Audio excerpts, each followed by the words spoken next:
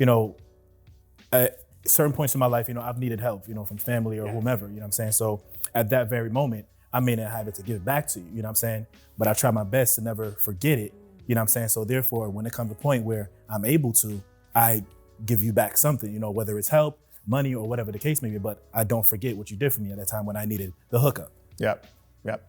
So what do you do if you don't have the resources to pay for something? You talked about business, you talked about folks wanting to hook up, right? Oh, let me get the homie discount. But what if someone doesn't have the resources to pay? Is it a turn away? Do we just deny folks for whatever it is, if it's the business or if it's in other areas of life? Well, I think it can be a trade. Like, you can volunteer services. She does catering, like, all right, like, hey, can you cater for me? I don't have this much money, but the next event I can come assist you. I can move the food around or help you serve. So I think it's all about how you stage and how you present yourself to the business owner. You might not have all of it right now, but don't just be like, all right, this is a one and done. Try to find a way to help them out in the future. Sure. I think in society we got to a point where like we always expect something back. And I'm not gonna sit here and try to front like I'm not guilty of it. Like, yeah, I want my pieces too. But it's like, you can't always say, I need something back. You know what I'm saying? Like, if it's your people, this is your brother, this is whoever, this is your sister, this is your cousin, right? And they're inspiring photographer or whoever they are, they're inspiring caterer, and they're coming up. But you shouldn't always expect, I need something back. Like, so just do it. We're talking in the vein a lot about kind of like services. I want to talk a little bit more about education and you know, keeping in the vein of each one teach one, right? And handing down knowledge, right? Because remember, we're talking about, you know, our brothers and sisters, our ancestors were, you know, enslaved and they had to pass knowledge down. They didn't have Tik Tok or you know, Google Docs, right? They could, like, oh, yo, go in the folder, go in the drive, and you're gonna find the folder. That's where all the alphabets are. No, they had to hand it down. I want to talk in that same, using that, you know, energy, mentorship. So all the professions and businesses and the things that we just discussed, people get there through mentorship sometimes, right? And that's a super important part of anyone's growth and development. We know white people have mentors out the gazoo, right? And as Black folk, it tends to be a little bit different, right? Not for all of us, but for a lot of us and how we view internships. A good example would be even, I talk to folks a lot in coffees, right? Talking about, oh, going to grab coffee. I had a group of Black folks who I mentored and I'm like, you should go for coffees with your colleagues because you're gonna get to know them better and you're gonna have access to opportunities and projects that you otherwise wouldn't. And the response from all of them was, I don't drink coffee. I had to explain literally like going out for coffee means like, you know, I've gone out for coffee and have never drank coffee. We walked around our work and just talked about certain things. So I ask y'all, present this question here. What is the value of Black mentorship for Black mentees? It's imperative. But I think, again, I don't want to try to take the spotlight too much, but like, I think in other communities, I'm not gonna say white, I'm not gonna say whatever. Sure. I think the mentors actually look for mentees.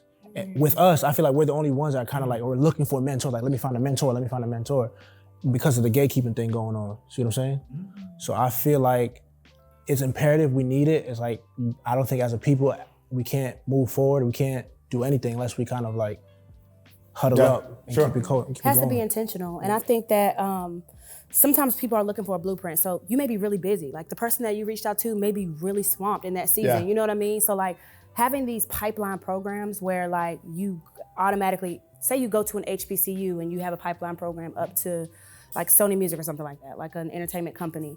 You have access to young students who are trying to be in the music industry, and then you have the Black executives that are trying to mentor. Like it has to be intentional. Sure. And I think there's one out called Diverse Representation that is starting pipeline programs for sports, music, and all these places that need diversity. Because even in entertainment, I don't see a lot of me in the corporate spaces for entertainment, and so it's a problem. Yeah. And it's like if you only have 3 Black executives out of the 100 that are in the building, the mentorship is going to be few and far in between. It's that it's that gatekeeping. Like, how can I bring in more Black people if there's no knowledge of that this even exists? And that's how it was for me. But yeah, I think it needs to be intentional, and there needs to be. I want to propose another question here because I think it's important for our viewers to understand this as well. When we talk about mentorship, not intern. We're not trying to we want to get paid. When we talk about mentorship, how important is it to have a Black mentor as a Black mentee versus a white And should we only be looking for Black mentors?